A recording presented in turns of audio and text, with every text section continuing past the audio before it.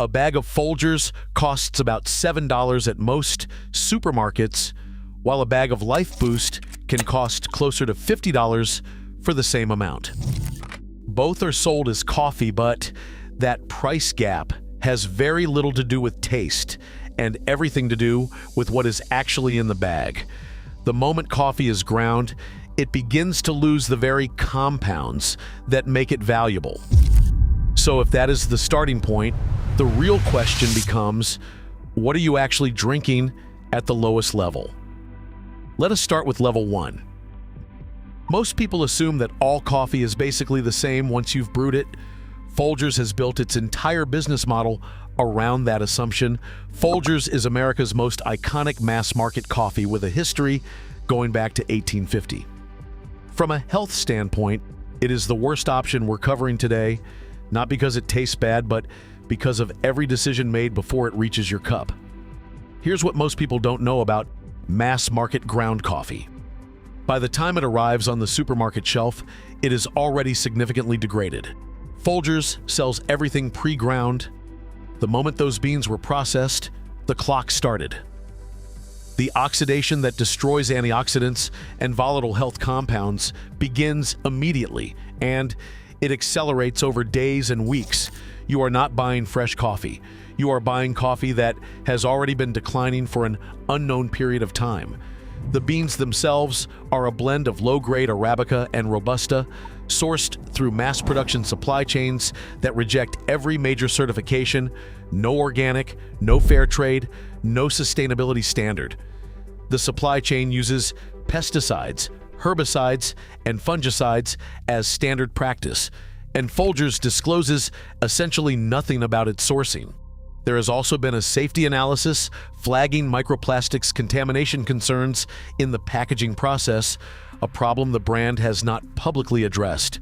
The honest assessment at this level is simple. Folgers is cheap because it cuts every corner that can be cut. The $7 price tag is the price of the package, not the price of the coffee. Everything that makes coffee genuinely valuable: freshness, clean sourcing, antioxidant preservation is absent here. Best use case for level 1, you're in a motel room and there's a packet next to the machine. That's it. And once you understand how much is lost before it even reaches your cup, the next step up starts to look a little different. Let's move to level 2. Starbucks is the most recognized coffee brand on earth. That recognition is doing a lot of heavy lifting. The retail, pre-ground coffee sold in Starbucks bags, the stuff you find at the supermarket, faces the same fundamental problem as Folgers.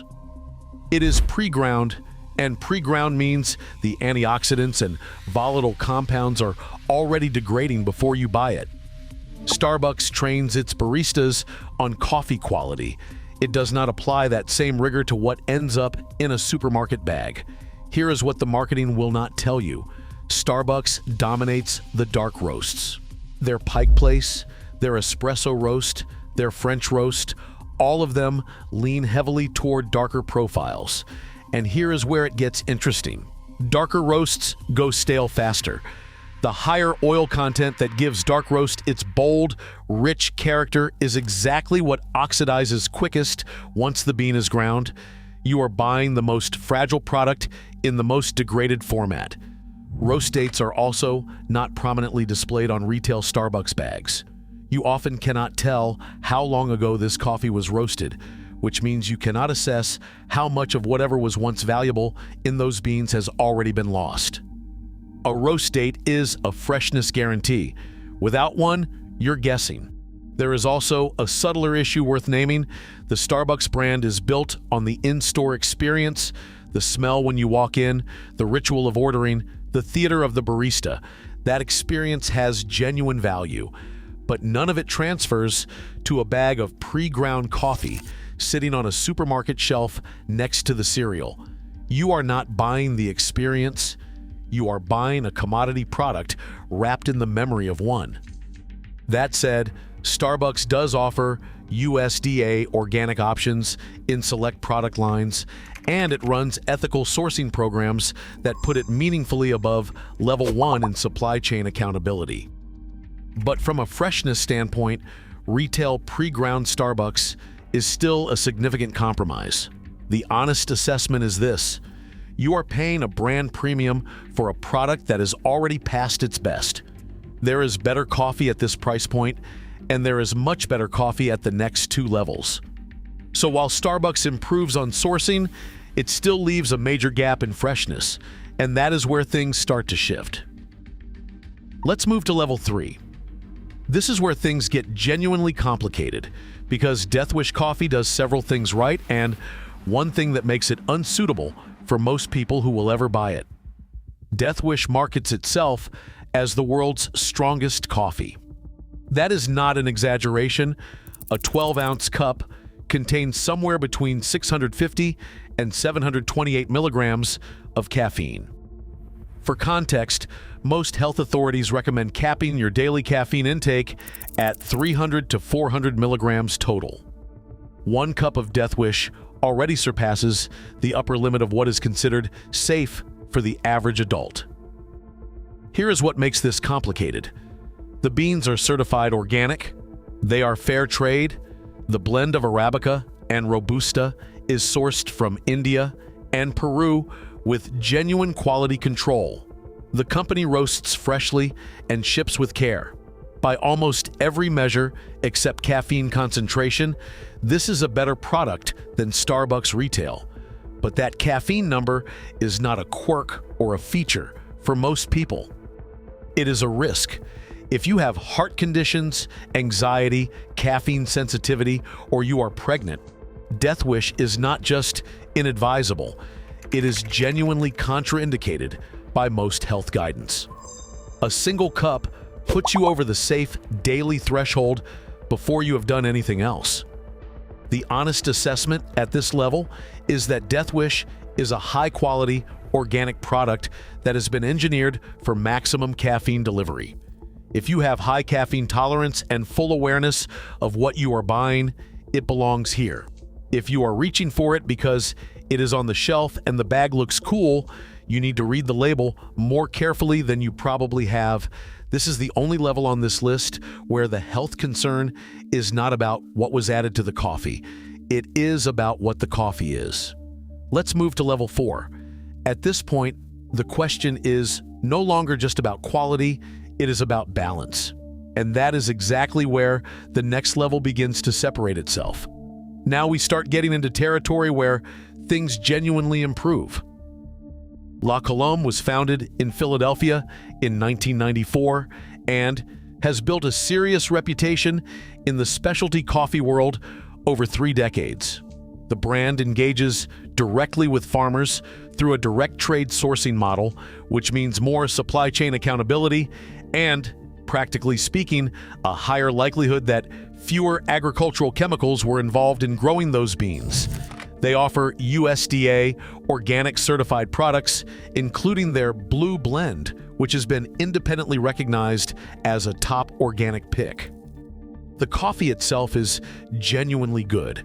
The Arabica beans are quality grade, the antioxidant content reflects that, and the sourcing philosophy puts La Colombe meaningfully ahead of anything in the first 3 levels. Here is where it gets more complicated. La Colombe has faced some criticism from the specialty coffee world for shifting its focus toward its ready-to-drink canned latte business in recent years, and some consumers have noticed that packaged coffee products are more likely to display a best-by date than a roast date. That distinction matters. A roast date tells you when the coffee was at its peak. A best-by date tells you the last day the brand is willing to stand behind it. Those are very different pieces of information if freshness is what you are actually after.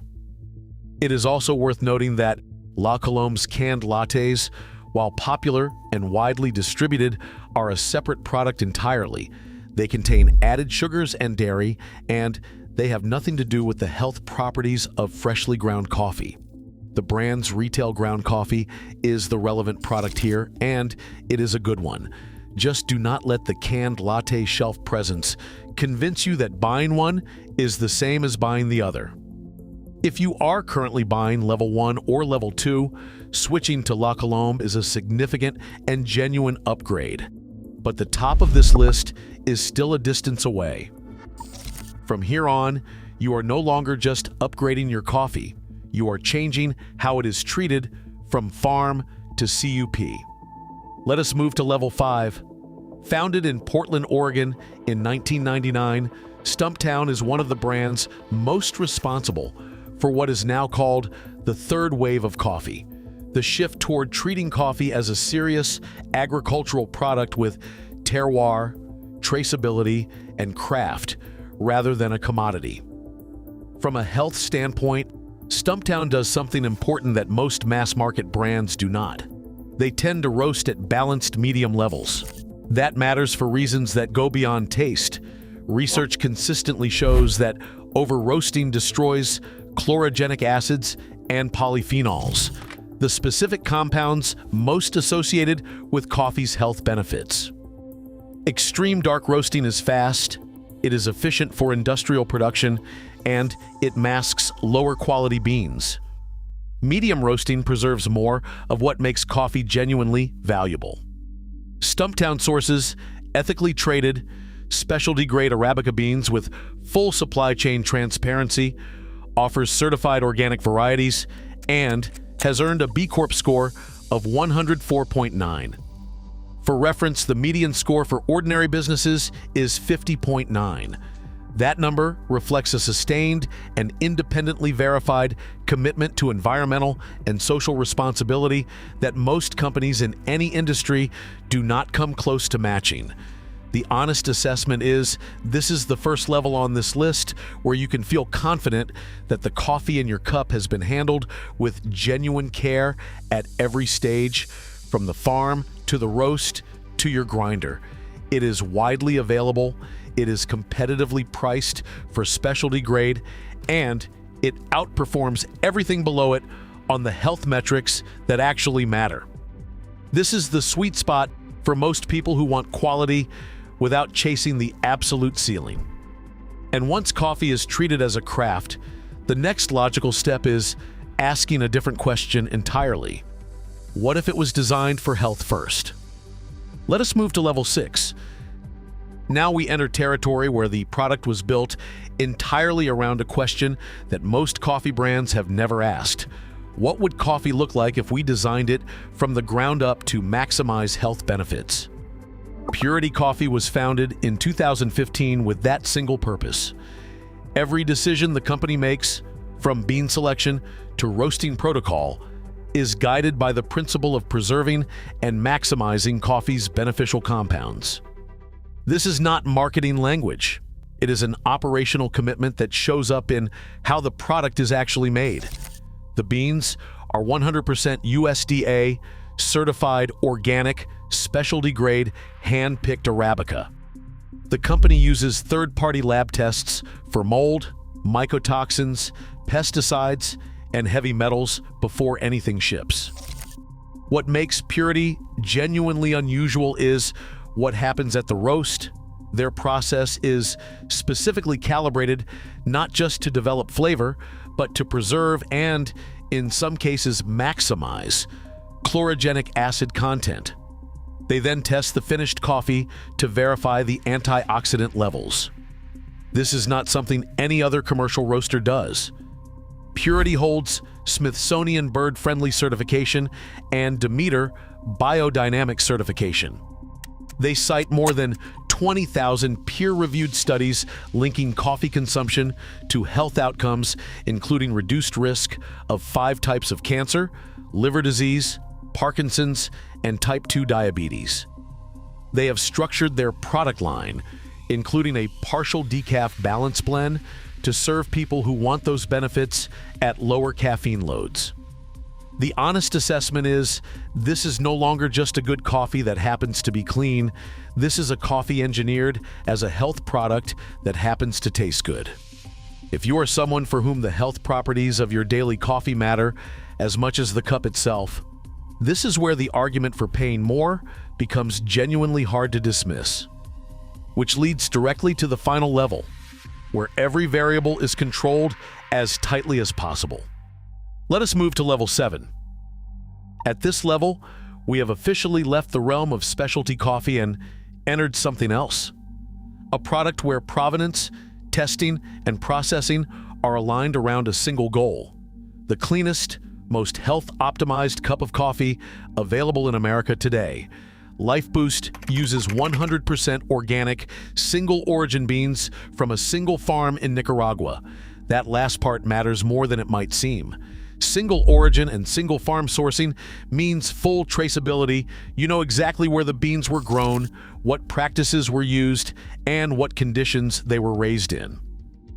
The farm uses no chemical fertilizers and no pesticides. The beans are shade-grown and bird-safe. They are washed with water from a nearby volcanic spring, an environment that already minimizes contamination before processing begins. Here is what sets Lifeboost apart, even from purity.